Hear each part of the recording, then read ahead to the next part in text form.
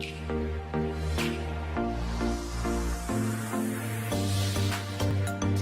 everybody, Chris here. I'm one of the guys on the team. Jessica will be back next week. We're packing a lot into this update, so let me lay it out first. We've got our normal Menifee, Murrieta, Temecula stats that I'll do, and I'm going to dig into the data a little bit this month. I'll show you what is the source of those numbers. I have a new ShowingTime slide that shows activity at listings, showing activity. Scott's going to do his stats on Temecula neighborhoods, which is great, and if you stick around to the very end, I'm going to do a community event, the Temecula Rod Run. For this Temecula Rod Run footage, I want to thank James, Stewart of the Temecula City Council and Stew Barbershops. And around here in Murrieta and Temecula, there's Stew Barbershops. In 1991, Stew opened his first one in Murrieta, and now there's 7 more after that for a total of 8. One more thing before we get started. Here's this comment from Daniel. He says he misses Chris's deadpan delivery. I don't know if he's being sarcastic or not, but I'm going to take it as a compliment. It kind of encouraged me to do this video today. Okay, here's another special thing I wanted to show you for this monthly update, ShowingTime. ShowingTime is a scheduling software that listing agents, including us, listing agents use to organize the showings. So we've got 2020, 2021, and 2022 here.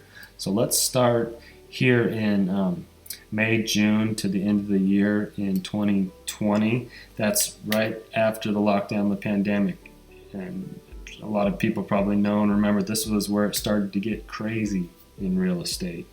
That was with people lining up to see the homes, and this makes sense. See, we got this organized by 0, 100, 200, 300% of normal from this first week.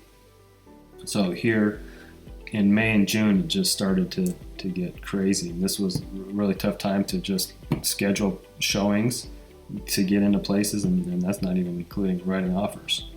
Now here we've got these dips here in Thanksgiving and then Christmas too. Even during that crazy first year of the pandemic, there was a dip during Thanksgiving and Christmas, as you'd expect. Continuing into 2021, here's our dark blue line, and it continued right off the bat into 2021, just really busy, high traffic.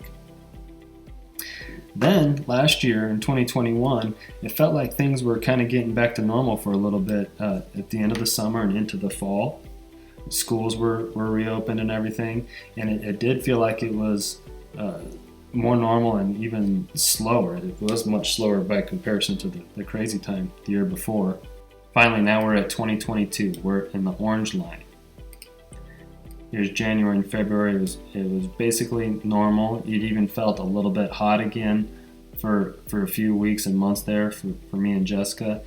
And now it has felt like it is slowing a little bit. Then moving into February, March, April, and now the beginning of May in 2022, our orange line. It has sort of reminded us of this 4-week to 6-week period back in 2020, right at the beginning of the lockdown. Everything was locked down. I feel like it's like that right now. People are wait and see mode with the interest rates, the uncertainty with the inflation in the economy. It's like people are going into a shell and going into wait and see mode. Let's start with closed sales in Menifee. We had 222 versus 206 last year. In Murrieta, 206 versus 188 is up. And Temecula, 153 versus 212 last year is down 27%. As always, I do single family homes only. That means no condos, townhouses, or land, or there shouldn't be any land. You'll see that again here in a second once I get into the data. Starting with Menifee, we have 580,000 versus 502,000 last year. That's up 77,500 or 15.4%. Month over month, it's up 500, so it's basically flat. Murrieta, 687,250 is up 87,250 year over year, 14.5%. Month over month, it's up 7,250, 1%. In Temecula, it's 766,000 versus 640,000. Now, in my last couple of stat updates, I keep getting hung up on these Temecula stats. They don't quite seem right. So this month, I'm going to dig into the data, and let me show you what I mean. Now, the source of my data and all these stat updates that I've been doing for over 2 years now is Infosparks. So here's Infosparks. This comes from our MLS. So I went into the MLS and I just pulled all the raw data myself, trying to just verify this, starting with these closed sales here. So here's the actual line items behind our 222 in Menifee, row 223 with a header at the top. So that's 222 in Menifee. Murrieta, we have 206, again with the header at the top there. And in Temecula, we have 153 on row 154 here. So let's go back to Menifee. So that was really cool for me to see that I was able to cross-reference the number of closed sales and then start to do some of these calculations myself on the actual line items, line item by line item. So the first thing I did to do that was do it by day, so I could just kind of make sure I was looking at April there, and in order to get my 222 in Menifee. So I did that, and then I sorted by the list price, low to high. And this was interesting to see. So on each of these cities, I'll show you, I've got 3 over 1 million in Menifee, which is cool. And then I have 62 that are 500,000 and under in that city, including Sun City, where there's 26 which are under 400. That Sun City's that 55 plus area. So a lot of smaller homes, and it is older. So that would explain why we do have such lower average and median there in Menifee. So I went ahead and calculated myself the average and then the median here. And again, this does cross-check to my Infosparks, so that was cool.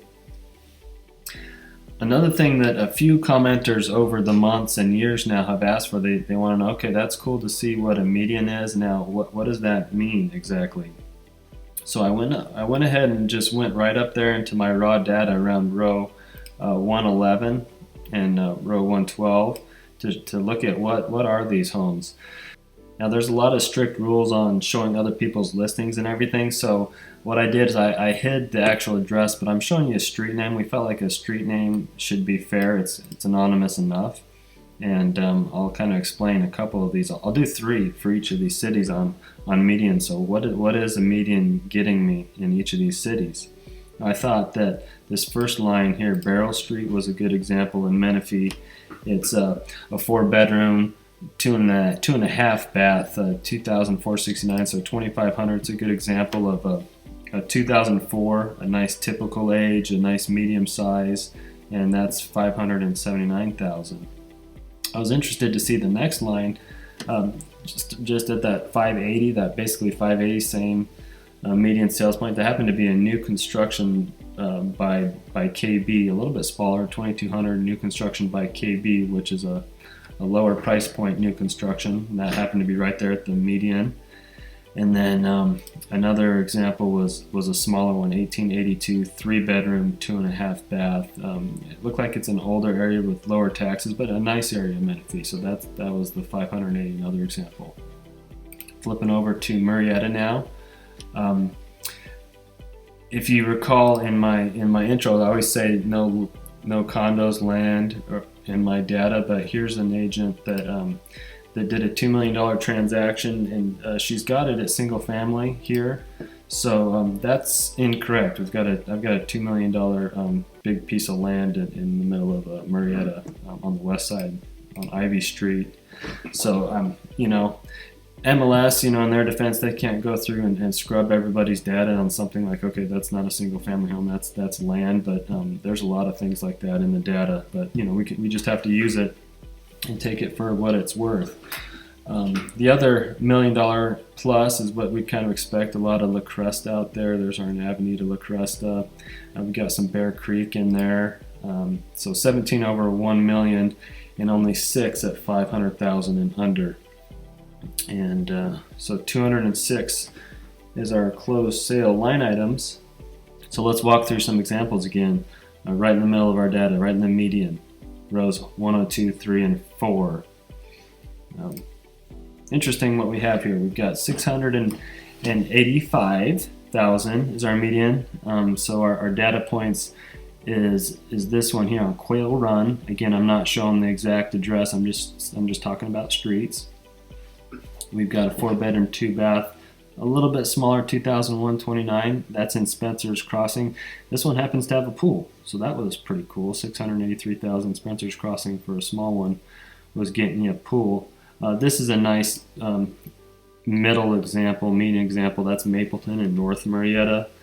4 bedrooms, 3 bath, a bigger place, 3,113 square feet, built in 2004. Was right there in the middle, 687. Another example, an older area, 1991. You're gonna have low taxes. That's right in the middle of the Golden Triangle. So another good sized place, 5 bedrooms, 3 bath for 2,985 square feet for our median. All right, let's go to Temecula now. Temecula has a lot over a million, 23 over a million, and only 3 that were 500,000 and under. Just kind of trying to understand these average. Look at the average versus the median in Temecula. So all of these super high price, $3 million properties, even 3 million, 3125, 3150, 3150. That is going to make that average way high, which is kind of why we switched about a year plus ago. We switched to the median on what we show you guys here. All right, so let's look at some examples right in the middle of our data. Rows 75, 76, and 77. Got another nice example right here on this Park Vista Circle. 2005, a nice typical age, a nice size, 3,269, and so that was 760,000. And this last example would be a good one that Scott will probably show you. It'll be in Scott's data. 1994, a little older for our area and kind of smaller at 1956 in Paloma del Sol.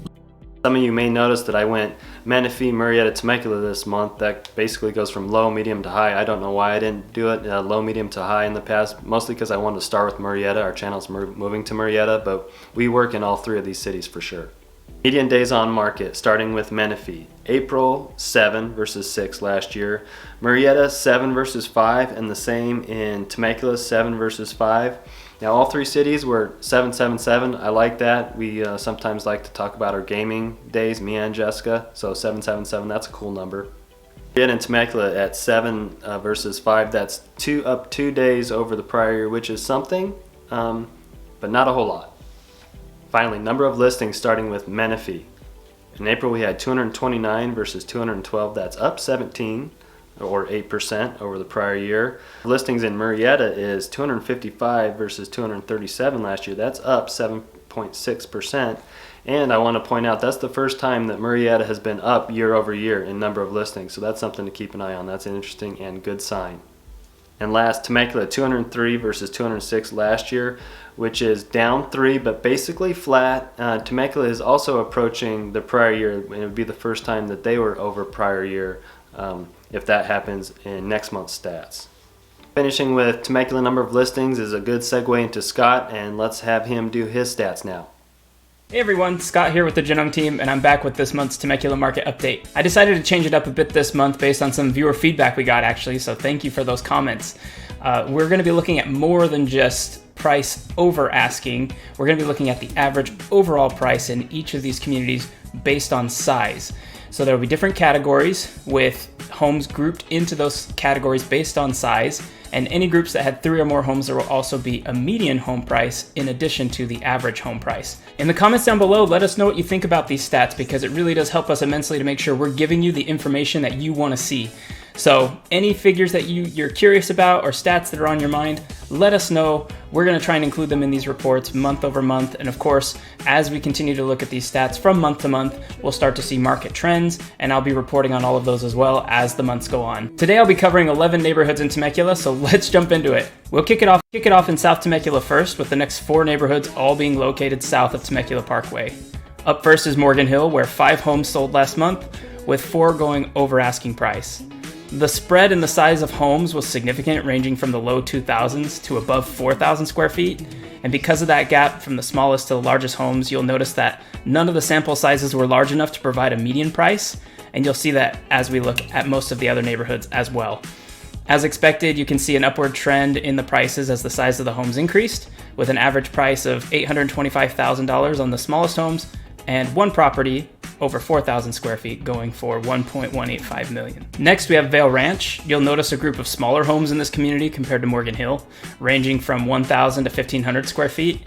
These homes sold for an average of $628,000, with the price of the middle home being $625,000. Homes 1,000 square feet larger saw an average price increase of $100,000, with an average price of $723,000. The largest homes sold last month for an average of $763,000. Moving on to Red Hawk, this neighborhood had more homes sell than any of the others, but this is to be expected in any given month considering it covers the most area of any of the neighborhoods we are talking about. 18 homes sold in April, with 14 going over asking price, and the sample sizes were plenty large enough to show average and median prices for each category. Looking at Wolf Creek, 5 homes sold last month, with every home selling for over the list price. You'll notice a large increase in average price from the first category to the second, then a slight dip in the third category from the second, and then another price jump from the third to the fourth category. The sample sizes are small for each group in this neighborhood, which likely explains the large gaps and slight dip in the average prices across the categories. But I'll keep an eye on this one from month to month to see if more data in the future reflects a similar pattern or if it changes and fluctuates over time. Heading north of Temecula Parkway, up next is Crown Hill, where 8 homes sold in April, 7 of which went for over asking price. Of all of the neighborhoods, this one had the largest range in size of homes sold, with square footage ranging from 1,500 square feet up to nearly 4,000 square feet.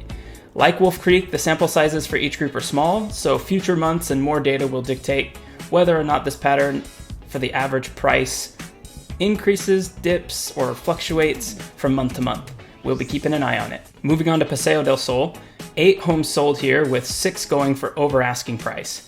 Each category was equally represented with 2 homes each, and the average price of both of those homes is reflected here in their respective categories, with an upward trend in average price as the home size increased. Bordering Paseo del Sol, up next is Paloma del Sol, where 9 homes sold, 7 of which went for over asking price. Sample sizes were large enough to provide median home prices for the first 2 categories, and you'll notice a large price increase on average from the first to the second category. Jumping across town to the Harvesting community, 6 homes sold here, with all 6 selling for over their list price. This is a shift from last month's stats report where I mentioned only 4 of the 8 homes went for over asking price. Most of the homes here fall into the 2,000 to 2,500 square foot range, and you'll notice a $110,000 price gap in average price between these 2 categories. Finally, I want to give an honorable mention to Vintage Hills, Chardonnay Hills, and Roy Pa Ranch, all of which had 3 or fewer homes sell last month in their respective neighborhoods. I've provided the size and sale price for each home in their respective community as well, along with the number of homes that sold for over asking price. Again, let us know in the comments below if this data was helpful to you, especially those of you who are considering buying or selling in the coming weeks and months. We want to make sure that we're providing you with the most current and relevant data that's out there to best inform your decisions as you think about buying or selling. I'll be back next month with another market update, and in the meantime, back to you guys. All right, big thank you to Scott for doing his neighborhood stats. Those are great. Let us know in the comments if you're liking Scott's stats. I'm sure you are. Please let us know. And now I'll roll that Temecula Rod Run footage. And thanks again to James Stewart from Temecula City Council for his footage on the Temecula Rod Run. And I'll say goodbye for now. Thanks for watching. Bye.